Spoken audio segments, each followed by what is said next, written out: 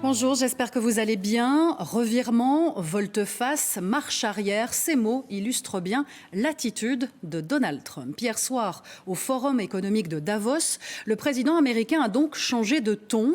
Il a levé sa menace de nouvelles surtaxes pour plusieurs pays européens. Pourquoi ? Eh bien parce qu'un accord se dessine par rapport au Groenland. Explication avec Frédéric Varlet et Quentin Warlop. À Davos, Donald Trump a fait du Donald Trump. Il n'aura pas fallu 2 heures entre son discours réclamant le Groenland et une courbe rentrante avec ce qu'il appelle un accord. I think it's a really good deal for everybody. It's a great security, great national and international security. It's a deal that people jumped at. Really fantastic for the USA. Gets everything we wanted, including especially real national security and international security. Donald Trump confirme ne pas utiliser la force militaire au Groenland. Il annule ses menaces d'imposer les droits de douane à certains pays européens.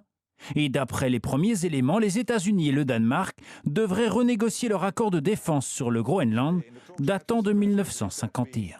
Agreed that he is right, and he is right that collectively we have to protect the Arctic regions, but also, of course, the US continuing its conversations with Greenland and Denmark when it comes, how can we make sure that the Russians and China will not gain access to the economy or military sense of Greenland. Les contours de l'accord sont encore flous, mais pour le gouvernement danois, ce n'est pas au secrétaire général de l'OTAN de renégocier au nom du Danemark et du Groenland sur la souveraineté de l'île arctique. Comme je l'ai dit, nous sommes en 2026, on ne négocie pas des êtres humains. Ce n'est tout simplement pas possible. On peut négocier entre êtres humains, mais on ne négocie pas des êtres humains. Au Groenland, les avis sont unanimes et très peu font confiance au président américain.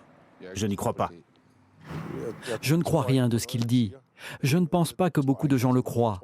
Les gens s'inquiètent quand il parle, mais le croire, c'est tout autre chose. Alors s'agit-il d'un réel accord ou d'un nouvel effet d'annonce de Donald Trump? La souveraineté du Groenland n'aurait pas été abordée et le cadre sécuritaire encore très vague. Une certitude, le sommet européen de ce jeudi est maintenu, même si Trump a retiré ses menaces de nouvelles taxes douanières. Je vous propose de rejoindre Annick Capel pour analyser la situation.